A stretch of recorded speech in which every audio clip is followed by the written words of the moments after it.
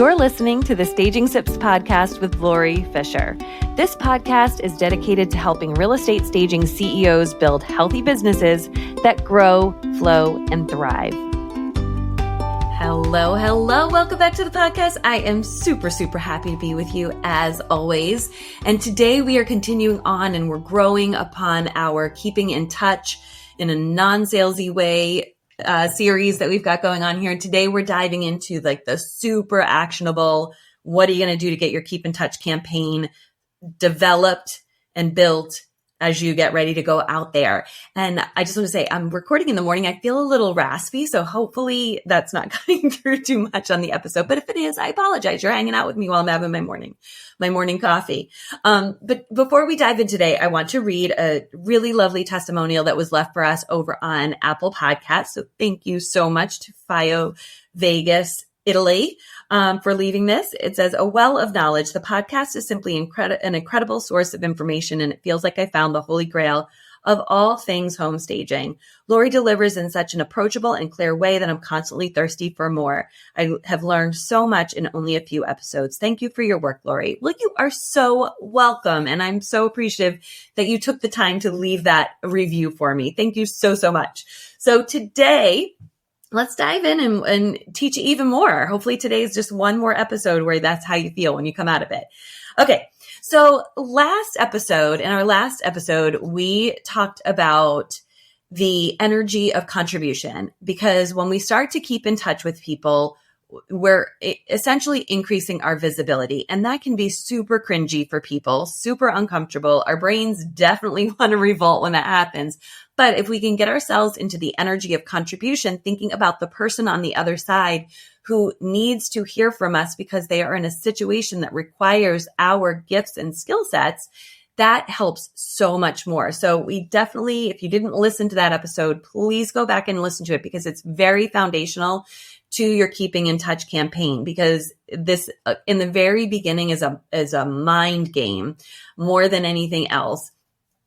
So this week we're going to, lay the technical foundation, but we definitely need to plan for a few things in terms of mindset and brain wise before we get going. So the first thing is, I just want to say this, like keeping in touch is, when we think about it from contribution, is certainly helpful. But what we do need to know is that because it increases our visibility, it increases our brain's like protective mode.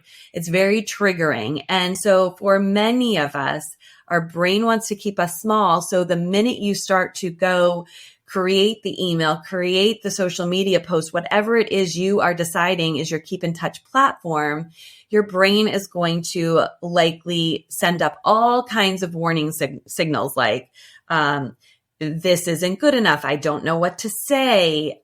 I think this is a waste of time. Should I even be spending my time on this? Like, it's going to throw up all of this stuff at you. Heck, it still throws it up to me. So I just want you to know that I have been between blogging and Facebook Lives and now this podcast, I stay in touch on a regular basis all the time with my people, and it still comes up for me. So it is just part of the process, and I want you to be aware of it because I want you to have counter thoughts available. And when you think about the results triad, there's our knowledge, which we're working on today, and then this is our beliefs part of the triad, our feelings and our thoughts. And then there's our actions. So when we create the knowledge base today of how we're going to create our keep in touch plan, we have to make sure we're planning for thoughts and feelings that are going to arise. Thoughts, which is like what I just mentioned. Is this a waste of my time? This maybe not going to be helpful. This seems like a lot of work. I don't have time to do it. I don't think this is perfect, right? That's going to come up. So when we have those thoughts, the feelings that arise is like kind of disempowering. And then maybe you get physically fatigued. That comes up for me. I get physically fatigued when my brain is doing all of that. So I feel tired and like I need a nap or I need a snack. And from those action steps, you get the results that you those are the actions are not creating the visibility, and that ends up, your result is not getting new clients. So you have to be super aware of that. So what I want you to think about is, what are some counter thoughts you can have in your brain ready to go? And we call that, Brooke Castillo calls that an intentional model. So we're creating an intentional model for us so that when we feel those thoughts and feelings, we can counter the thought and feeling, create something intentional. So if our brains start to send up the signal that we're not safe, then we can say, which I say to myself, yes, I know. And somebody out there needs me today. That's it, right? Like, I literally, even before this podcast episode, in thinking about like, how can I make this process seem as simple and relatable as possible to you? And I'm feeling like, it's almost there, but not perfect yet. I literally had to say, yes, it's okay. Hit record, right? Just send it out there, because anything that I send out today, even if I see it as imperfect, somebody, one of you, is going to get value from it. And like I said in my last episode, that at the end of the day is all that matters to me, that you get something answered today, some small nugget that moves the needle forward for you. So here I am hitting record, even when my brain was defaulting just before this. So see, it still happens. It's crazy. So that's the first thing. I want you to have a belief plan in place, or a thought plan in place, right? With awareness, we can do it all. So that's the first thing. The second thing is, I want you to know that you likely are going to have an expectation gap with your Keep in Touch plan. So just like anything else in your business, keeping in touch is an experiment. And you're going to guess in the beginning how much effort it takes over how long of a period of time to create results. And you're likely going to be wrong about it. Just know right now, you're likely going to be wrong. You're going to assume that sending out an email once a month is enough to stay in touch with your audience. And you are likely to find out after 6 months down the road that maybe that doesn't work. Maybe it does for you, but I want you to be prepared that it may take longer and more commitment on your part in order to see it through. But I want you to know already that we're starting by measuring results. We're literally measuring results, so we don't get into drama. So what we're going to say is, for the next 6 months, we are going to do X, Y, Z. And at the end of 6 months, we're going to evaluate. And we're going to evaluate not from the perspective of like, we're going to throw it all out and say it didn't work. We're going to evaluate and say, does this platform work for me? Is it doable for me? Is it something I enjoy doing when I get the time to do it? If it is, can I turn up the volume on it? And if so, what does that look like? We are not going to just be like, oh, it didn't work. And then we're going to switch to another platform, right? Like, unless the platform that you've chosen does not work for you. So we'll get into that in a minute. So anyway, I want you to know that ahead of time. You're likely to have an expectation gap, but we want to start by creating a measurable result that we are looking for. How long are we going to implement our campaign, and what is the result we are looking for? Are we looking to onboard even one new client? Like if it's a realtor or an investor, that could be extraordinarily valuable to your business, right? And even that you would have to look at is, how realistic is it? How many people are you in touch with on a regular basis? So what should that yield you in terms of getting a new client, right? Like sometimes we think, oh, we'll, be in touch with 500 people and we'll likely have 10 new clients. Usually it's like a 1% conversion rate is like amazing. 1 to 2% conversion rate on that. So if you have gone to a networking event and you have 10 people interested in whatever free thing you're offering to give you their email list, and one of them converts to a client, you've done a really flipping great job. Like that's amazing results, right? So again, expectation gaps are all over the place when we start this. The last thing is, I want you to reduce friction. And what do I mean by reducing friction? I want you to stay in touch on a platform that feels good to you in the beginning, feels super easy for you in the very beginning. Because if we introduce a platform that is too challenging for you, I've had clients say like, I don't like to write. So when I suggest email, which I think is one of the best ways to stay in touch, they don't like to write, but they like to do reels. And so what I have said is, well, what if your email is simply, if you've done a reel that creates valuable content for your audience, what if the email is simply to direct people to your Instagram reel, right? Like, so what if you did a post on the top 10 things that you see that every home seller could do better for their listing photos, right? Like maybe it's something like that. Your email could simply be quick, hi, hope you're having a great day. Just posted the top 10 reasons or the top 10 mistakes I see sellers and realtors doing when prepping a space to sell, or sellers doing, or whatever. Like if your audience is realtors, right? Like, or people do. So we don't want to call out like the realtors, like you're doing it wrong, but like, and then point them to the Instagram reel. If that is an easier way for you to be in someone's email inbox, right? Like, so we just want to get creative about what's the most frictionless thing for you to do. For me, so I took a YouTube course because I was like, oh, maybe I'll do YouTube videos. And this is before I was thinking about podcasts. I was like, I knew I wanted to do something where I was verbally explaining processes. And so I thought, okay, YouTube. Yeah, that's great. Well, the friction for me was that I had to look presentable every time I wanted to do something with a podcast. Right now, I'm in my cozy clothes. I've got my coffee. It's early morning hours. I have no makeup on and I am here with you. I had to lower the barrier to what I was doing. Okay. So we want frictionless. All right, now let's dive in to the actionable stuff that maybe we've all been waiting for. Okay, so just to recap, you're meeting people, telling them that you're a stager, and then staying in touch and making offers, right? So let's dive in. Just like background is you're meeting people at like in-person networking, speaking, presentations, all of that kind of stuff. You may be meeting people online in Facebook groups, and then we want to keep in touch. So what are the modes for keeping in touch? Well, you have multiple modes for keeping in touch. One is email, most certainly. The second is your social media platforms. And this could be, it could be LinkedIn, it could be Facebook, it could be Instagram.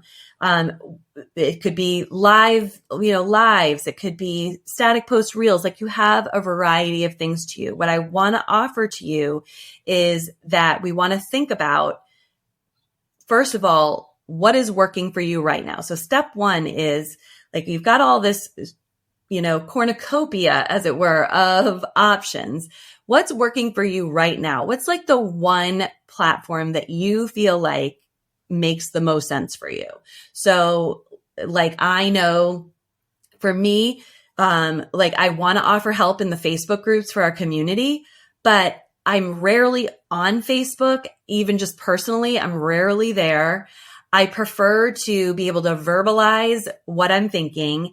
And so for me, getting into Facebook groups and answering questions, in a lot of times by the time I see them, it's been 5 days, there's like 80 comments, all of that. And so the way that I help our community is by producing this podcast. I go into the Facebook groups, I look at what people are asking about, and then I can bring it here to the podcast. For me, this feels really in alignment.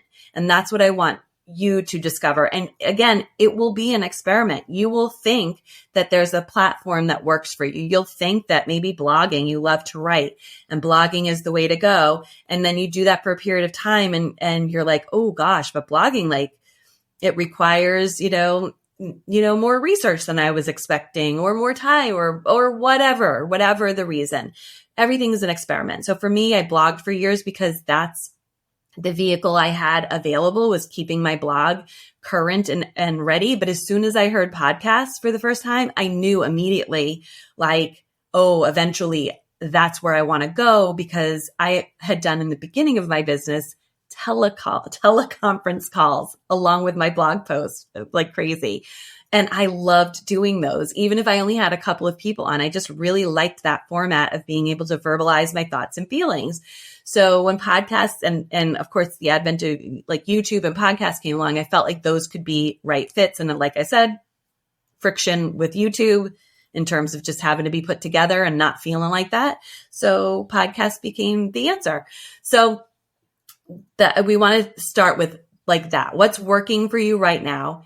And can we increase the volume on that? Or what is your best guess at what could be your most frictionless way to stay in touch? I will always say that eventually you are going to want email incorporated in your keep in touch plan. It just might not be the place to start for some of you. To me, I would prioritize learning that really over anything else, just because when you're in someone's inbox, so with this podcast, if you are on my email list, if you have received something for free from this podcast or in my world, you get a Sunday email as well. And the email points you to the podcast, right? Like that's how our Keep in Touch campaign works. So every Sunday morning, unless I have been really late in recording my episode, every Sunday morning, you have an email announcing the podcast. It's one more touch point, right? So this is where I want us to get to, but we've got to start small. We've got to start frictionless. Okay, so that's step one. What is working right now? Step two, again, small and consistent. What can you commit to? So choose one platform. You don't need to choose them all. So just pick the one that feels like it is the most frictionless, and then let's schedule a cadence. So I don't know about you, but for me, keeping in touch with like my loved ones is something I actually need to plan on, because I like to know that when I'm calling, someone is expecting my call. I'm not catching them out of the blue, and vice versa. I'm like, it's a very strange thing. So if you're anything like me, I like to schedule. So I like to know, like, my blogs always went out on Tuesdays. So I knew that that was my ship date. My push send date was on Tuesdays. It made it super easy because I literally knew what I had to get done for every Tuesday. The podcast episode drops on Saturday, the email on Sunday. So again, I have a deadline that is important for me. It helps me create consistency, a framework, and then I can work backwards in when do I record and when do we do all of the activities around that. So I want you to set a goal for scheduling this that is so ridiculously easy that you hit it each week and each month in the beginning if you've not done this before. The reason for that is that sometimes we can use our goals against ourselves, and I don't want you to do that. So I always tell the story. Anybody who's been in my orbit for, a while knows that when I started back on my fitness journey and getting back in shape after kind of a hiatus of a few years, I started like trying to be gung ho and do like, a 30-minute workout 5 days a week. Right. And I quickly learned that that is not going to work for a whole host of reasons. So I thought, well, what if I make it so small that there's no way I can't hit it? Because what would happen is I would miss a couple of days in the week, and I'd be like, oh my God, I'm already not going to hit the goal, which would then create thoughts of, well, might as well just wait until next week, start the goal all over again, right? Like, I don't know if any of you can relate to that, but that for me is a thing. So what I did was I was like, can I commit to 1 to 2 days a week of exercise? And I even said it that it was a 5-minute workout. I made it so ridiculously easy. And the reason that I did that was that I could achieve it. I felt accomplished when I did. And many times I would exceed the goal because I was like, oh, I can fit in another 5-minute workout today. I might have done one in the morning. I could do one in the evening. And like, it just created this feeling of accomplishment that kept me moving forward that then I could build on.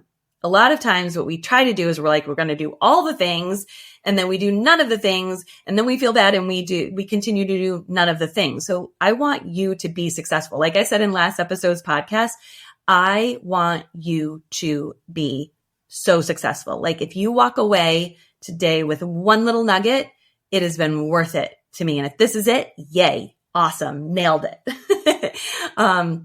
So anyway, I don't want you to get spread so thin that you just don't ever accomplish anything. So let's start small. So choose the platform that has the least amount of friction for you, the easiest thing for you to do.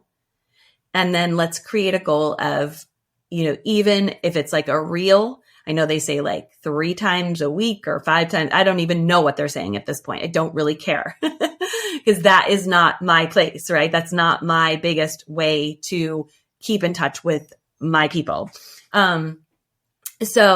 But maybe for you, it's if you can get a reel once a week as your starting point so that you can just get practice, right? And the big thing is with all of this, we're building habits before we're building results. Okay, so let me just say that again. We're building habits before we're building results. The results will come, but we've got to create the habits first. Now, in an ideal world, where you're going to get to is that you are keeping in touch on a weekly basis with people, but you're certainly not starting there, right? Like, so you're not where I am, where I'm producing a podcast each week with an email each week, and then eventually we'll be Instagramming each week. But so you can even see that in my process. I am a product of my product. I practice what I preach. We are nailing the process down of podcast delivery, email delivery, and we'll get to working on Instagram delivery, right? Like, so that is just, I'm doing exactly what I'm telling you, right? So, which is so cool for me starting Staging Business School, because essentially I'm starting at the beginning with you building a business. So I don't forget what it's like.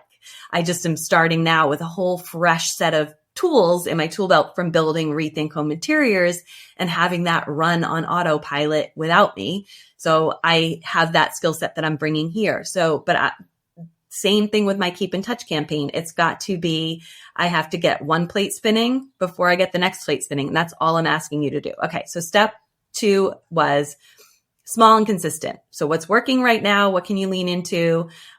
Can we turn up the volume on it? What is the most frictionless so you can stay small, consistent? Then we're going to create your marketing library, because the hardest thing to do to keep in touch is sometimes knowing what you might want to speak about or talk about. So we want to create a marketing library. So here are some things we're going to walk through, the questions that you're going to answer in order to create that. So first, we're just creating a bank of ideas that you can share. So first of all, I want you to create a location to store these ideas, a document, a spreadsheet, the notes app on your phone. That is probably my least favorite. I think it should be a Google document or a Google spreadsheet, again, so that you are in a share situation with your team always. And you can access it anywhere at any time. You don't need your laptop. You can be mobile. And so when you're on the beach in Fiji and you have an epiphany, you can add it to your ideas list, right? Okay. So the first question I want you to think about is, if you've worked with clients, family, friends, what were the circumstances they were in and how did you help? So like, what are the reasons people need to sell, move, relocate, attract buyers or renters if they're like an Airbnb host, right? So I want you to think about that. And I'll give you, again, I've given you examples many times over. Last week I did for sure, even previous episodes. But if you don't know, if you're so new to the business, I'll share ours. We've had people whose spouses have passed away, whose second parent has passed away. So now it's an estate situation. They've got siblings involved. We have had divorces. We have had disability, making the house not appropriate. We've had downsizing. We've had upsizing, outgrowing. We've had job relocation. We have had neighbors that are an issue. Like, we've had all kinds of scenarios. We've had out of town investors who are flipping properties. So we've had all of those people. So when you start listing that, then you can start really speaking to their circumstance, because we don't want to stay generic, right? Like, the thing is, I've said this in a past episode about how I think the marketing message of selling for more in less time is okay, But what we really want to do is we want to speak to the pain point of why, because a lot of times people think they're going to sell quickly. They don't realize that their house needs to be presented in a certain way. But like if you tap into, we just had a client who reached out who said that they were so thrilled with the fast sale. She's like, because my teenage kids were just giving me such a hard time about like having to get their rooms ready to sell. And the fact that we only needed them to stay neat for a weekend was such a relief. Like that's meaningful to people, right?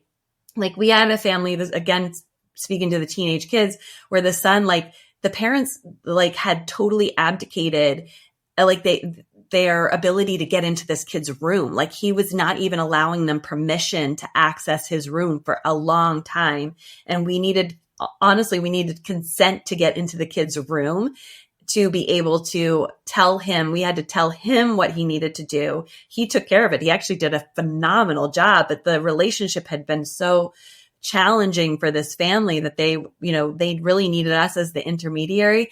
And again, we had said to the kid, we're like, listen, we're going to do this. And by the end of next week, you'll be able to go back to exactly how you were living. So if you do this, like it's just a temporary thing for you. And sure enough, they sold quickly. They sold for well over listing price, and that kid could go back to whatever his world was. So, like those are the scenarios we get into, right? So that's the first thing you want to do is you want to really think about what are those scenarios. And then the second question to answer is, what do you really do for your clients? What are the results and benefits you bring them? And what do they walk away with? And we want to think about the motivators are most buying motivators. The triggers are health, wealth, relationships, and time, right? So if we want to think about what do we give them back? So we give them time and wealth for sure, but we can also relationships. Like if siblings are arguing over an estate or divorce is dependent on selling a property, like that is a relationship as well. That's also wealth and time. It's also health, right? Mental health. So we are so lucky in this business that we have so many trigger points. And actually I realized I wanted to read something for you back on the my own process of like who you help, how you help. I'm digging into, as I was creating Staging Business School, who I wanted to work with and why I wanted to work with them. And the question that was the prompt to me for this was, if you had a blog, what would you write about? If you had a podcast, what would you talk about? If you had a TV show, what would it be about? Who cares about this stuff? So here's what I wrote. Why does it matter? I wrote, I would write, because I was blogging at the time, I would write about how I knew when to hire a team, how I hired them, what I needed to do first to hire a team. I would publish about how my blog, Facebook, and Instagram have increased my local visibility and how I had no clue in the beginning how to do any of this.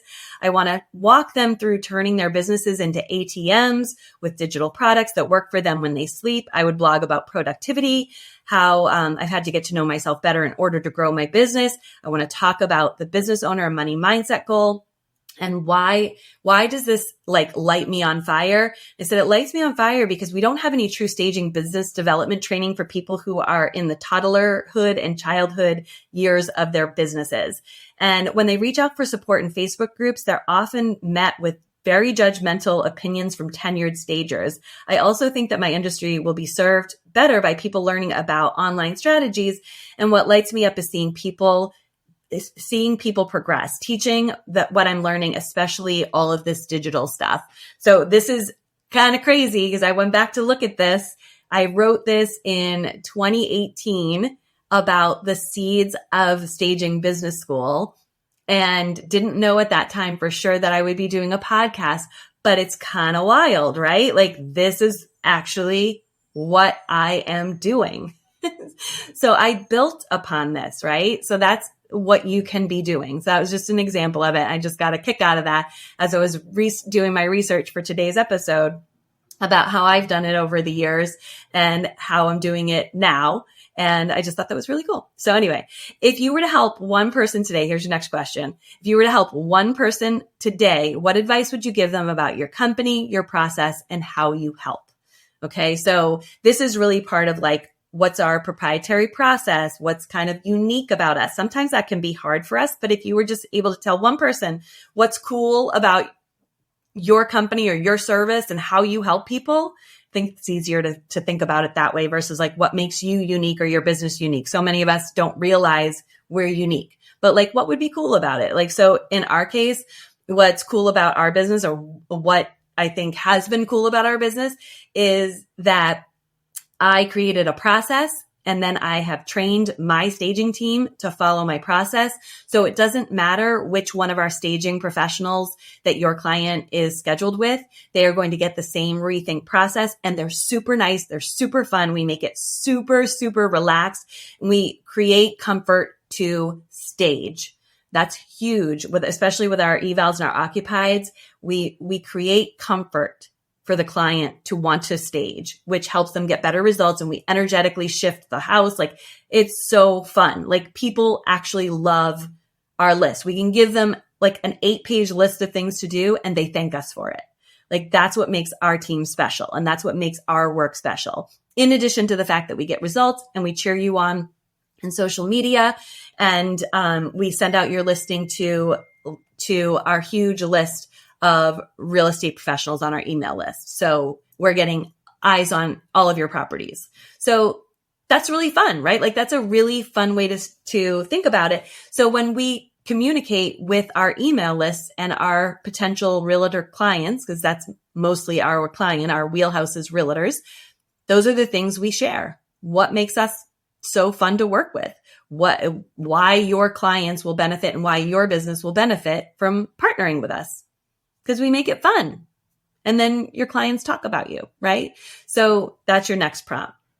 And then, what do you know about staging that can help this person? So what specifically do you know about staging that other people don't know? And this is really like objection handling, right? Like, some people think that you're going to come in, especially to an occupied, and tell them they have to move out, and then you're going to move all new things in, or they're going to have to spend a ton of money to get a result, especially if they're living there.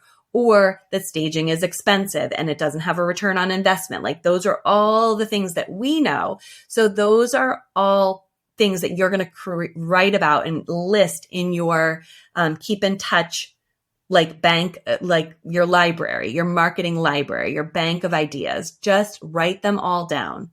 And then you can begin to create your keep in touch, whatever that is. If that's, like I said, if that's reels, videos, lives, static posts, if that is email, and at the cadence that you have set. Okay, so let's just recap those steps for you. And let's first, the things to plan for. I want you to plan for the fact that your brain is going to throw up some ideas that try to keep you small, and you've got to plan for creating better thoughts when that happens. You may have an expectation gap. It may take you longer. It may take more touch points, more visibility than you intend, and also that you will have the capacity for in the beginning, right? Because we want to reduce the friction to you getting your results. So we'll recap that in a second. So those are the kind of the 3 things you need to plan for. 4 things, sorry. 3 things you have to plan for in the beginning. 3 things. Oh my gosh.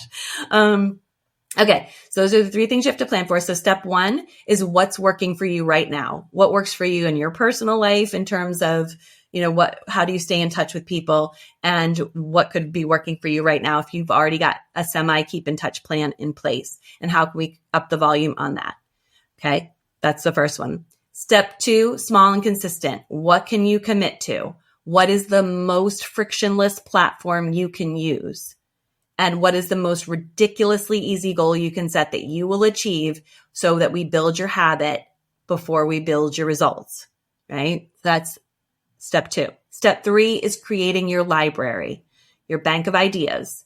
And you're going to answer those questions. If you've worked with clients, families, and friends, what are the circumstances they were in, and how did you help?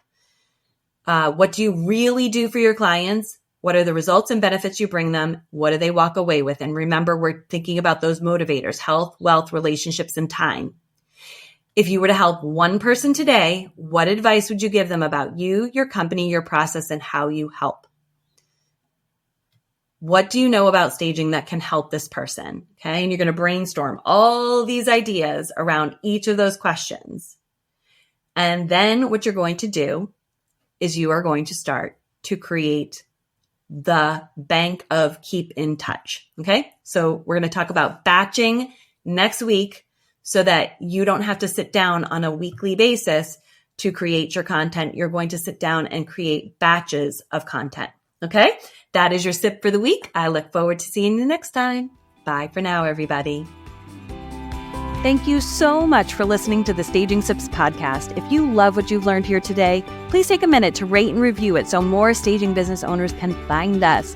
And if you want to learn more about how to market and grow your staging business more strategically, I'd love to see you join us inside of the Rethink You Accelerate Mentorship Program. It is open enrollment. You can get more details at rethinkhomeinteriors.com/rethinkyou. Would love to see you inside.